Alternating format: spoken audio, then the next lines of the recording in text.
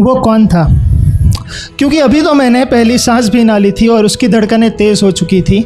मेरी पहली किलकारी सुनते ही पूरे अस्पताल में मिठाई बट चुकी थी। याद नहीं मुझे कि पहले किसकी गोद में गिरा था, पर शायद उसी का हाथ था जो सबसे पहले मेरे सर पे फिरा था। हाँ, खाने के वांदे थे हमारे घर में, पर फिर भी खिलौने सजा रखे थे। अपने सपने बीच में ही छोड़कर मेरे लिए एफडी में पैसे बचा रखे थे। कौन था वो आदमी?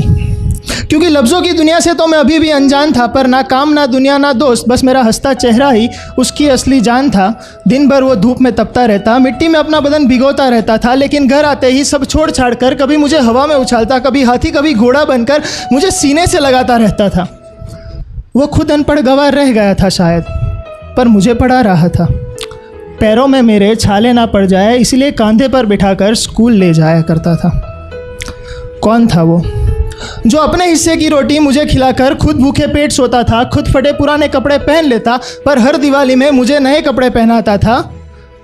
एक छोटे से घर का किराएदार था।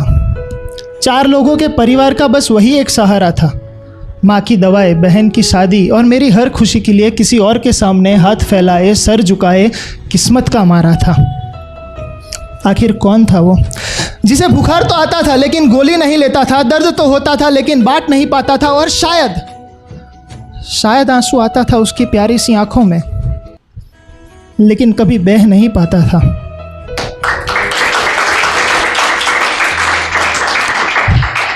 आखिर कौन था वो जो मेरी जवानी के साथ खुद बूढ़ा हो रहा था? दर्द ने उसके पैरों को जकड़ रखा था, पर मेरे लिए भाग रहा था। जवानी मुझ पर चढ़ती गई, बाल उसके सफ़ेद होने लगे। जवानी मुझ पर चढ़ती गई, बाल उसके सफ़ेद होने लगे। जो अब तक मेरी आंखों के साथी थे, आज वही आंसू उसकी आंखों से रोने लगे। घुटनों से लेकर चलने तक का सफ़र मैंने उसके साथ तय किया। घुटनों से लेकर चलने तक का सफ़र मैंने उसके साथ तय किया था, लेकिन अब जवानी मुझे दौड़ने के लिए कह रही थी और वो मेरे साथ नहीं दौड़ सकता था। इसीलिए अपनी मंजिल तक पहुंचने के लिए मैं इतना नीच बन चुका था कि उसे बीच राह में बेहाल बेसहारा गिरता हुआ छोड़ देना चाहता था। आखिर भूल जो गया था। कौन था वो? क्योंकि अब पैसे जो कमाने लगा था तो उसकी हर नसीहत मुझे गुस्सा दिलाती थी। और बेटा सब ठीक तो है ना? उसकी ये हमदर्दी भी मानो मेरे सीने में आग लगाती थी। वक्त ने करवट बदली।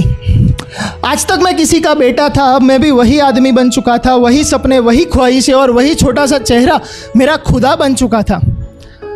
इससे पहले कि मैं अपनी गलतियों का बोझ हल्का कर पाता, वक्त ने एक बार फिर अपनी ताकत दिखाई, ताकि वही वक्त मुझ पर हंस पाता। और अगली सुबह मेरे माथे की सबसे मजबूत छत का हर एक पन्ना खाक बन चुका था, क्योंकि वो मेरा बाप था।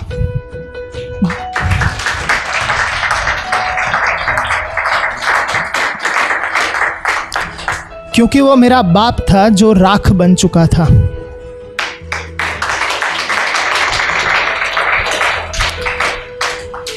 ये एक मैसेज उन सभी के लिए जो इस वक्त मुझे सुन रहे हैं कि संभाल लेना उन लड़खड़ाते कदमों को जो आज छड़ी का सहारा लेकर चल रहे हैं। क्योंकि याद रखो, कल तुम्हारा बेटा भी समझदार होगा, और अगर नहीं कर पाए अपने पिता से सच्ची मोहब्बत, तो वही बेटा इन्हीं लफ्ज़ों का हकदार होगा। और दुआ करता हूँ वो लम्हा तुम्हारी ज़िंदगी में कभी ना आए, क्योंकि उस लम्हे का हर एक कतरा बहुत ही दर्दनाक होगा। लेकिन वक्त अभी भी बचा है तुम्हारे पास थोड़ा सा, क्योंकि कल इसी वक्त का हर एक लम्हा तुम्हारा कर्जदार होगा। और ज़रा सोच के देखो, आज तो वो तुम्हारा बाप है, कल अगर वो ना रहे तो क्या होगा?